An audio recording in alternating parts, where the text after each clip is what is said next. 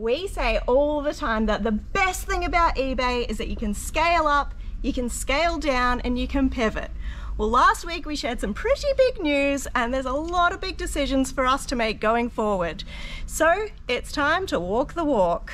Firstly, we want to say a big thanks for everyone that showed us and Cara some support on last week's video. Unfortunately, the title of this video is not clickbait. After 18 months of selling out of this warehouse as a company, we will be disbanding. Obviously, it was not a fun one for us to film or put together, and this position obviously changes a lot in our business, but we do want to thank everyone for being a part of that video and showing us all some love. We want to talk a little bit about today what some of the changes in our business are going to look like going forward, not only just financially, but also logistically in our business. So let's talk about some of the options that we have going forward. Before we get into the options, I just want to talk you through some of the financial implications of this change in our business. For those that don't know, we have the 3 stores running under the same business. 2 of them are the ones that me and Jazz manage, and the 3rd one is the one that Cara essentially manages. So what will actually happen as of March is the store that Cara manages will go back into her name, and we'll be left with the main store and the DVD store for us to manage ongoing. Obviously, with that store leaving the business, that does leave a pretty big hole financially, because that store is currently somewhere between $230,000 and $250,000 on a year-to-year basis. So if you take that away from any business, that is definitely going to make a bit of an impact. So that is something we've had to consider in all 3 of these options going forward.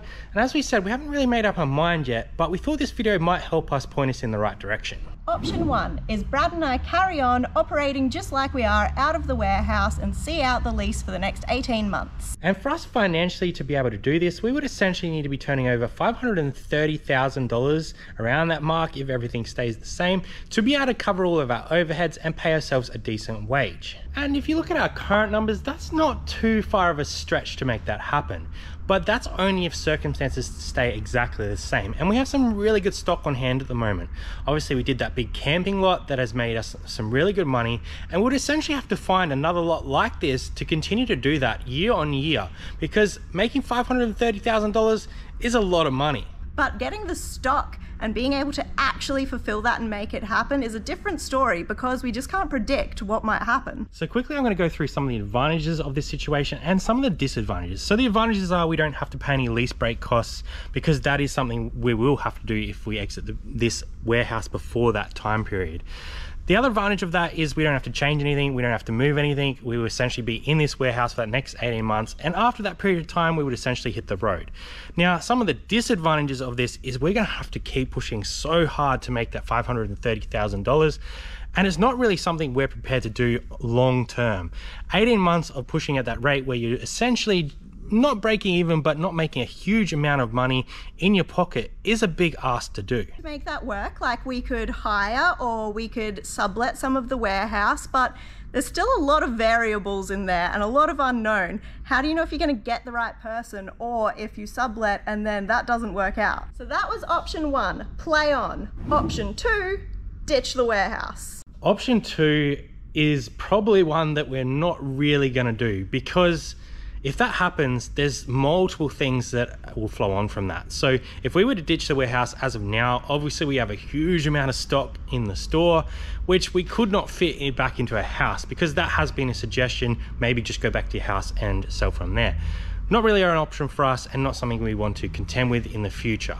Obviously, also with that option, there are break costs for us in the warehouse, which is probably going to be somewhere between $6,000 and $10,000 once all things are done and said, which is a huge loss to us personally, as me and Jazz are now the ones financially responsible for those liabilities under the business. So let's talk about the advantages and disadvantages of that option as well. So the advantages is probably that we don't have the overheads of the warehouse in that situation, so we could pivot a little bit more, and essentially we wouldn't have to travel all the way here every day to manage the warehouse. However, as I said, there are a lot of disadvantages with that as well, not only for us but for other people in our business. So with Dan leaving as a director, we've actually given him a 3-month leeway period so that he can start building something for himself, because we don't want to leave anyone in the lurch in this situation, and unfortunately this is the position that we are now in with these changes in the business. We were just to right now pack up, fire liquidate everything and get out out of here,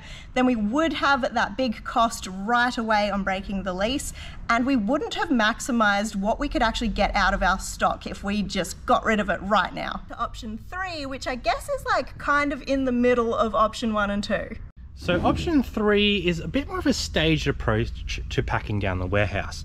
And we probably still are going to incur some of those break costs of us leaving the warehouse, but probably not directly. So option 3 is probably more like a 6 to 8 month plan, which allows us to slowly liquidate our stock at better prices, pay off the bills that we will have for breaking the cost of this warehouse, work on our van so that we can actually get out on the road, and put our stuff into a storage unit for approximately a year and hire someone to resell from that storage unit.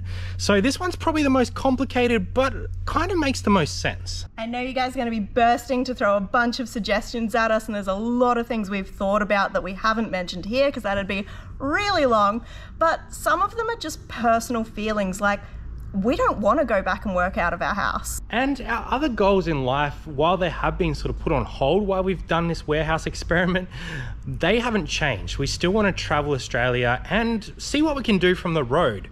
So with that, that means that this warehouse is no longer sustainable long term, and that kind of means we need to pivot. I hate for my mindset to change from the feeling of like we get to do this even though it's hard work to like we have to do this and we're kind of trapped here paying these bills. So I guess for us, we're trying to find the positives in this. We're trying to turn lemons into lemonade. We're trying to pivot our business to allow us to continue this into the future, but also allow us to realize some of our dreams by traveling Australia.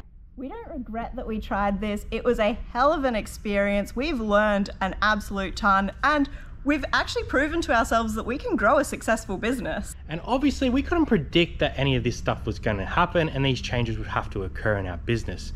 So for us, we got to go into business with our best friend for a year and a half, enjoy a year and a half of reselling, and now we're gonna pivot once again. After soundboarding this with you guys, we've pretty much realized that option 3 is probably the way that we're going to go. And even though it feels really strange to pack this down because this is a dream of ours, we also have this other dream.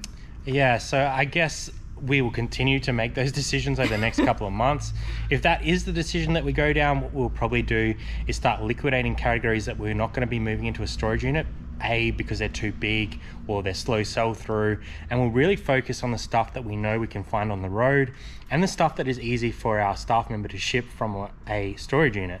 So if we do that, we will try and let you guys know on Instagram and also here, so keep an eye out over the next sort of 3 to 6 months, because there will be categories that we are liquidating in areas that you guys might want to pick up that just won't suit us in future. So thanks for being here, and thanks for all the support once again, and we will see you next time on Aussie Thrifters.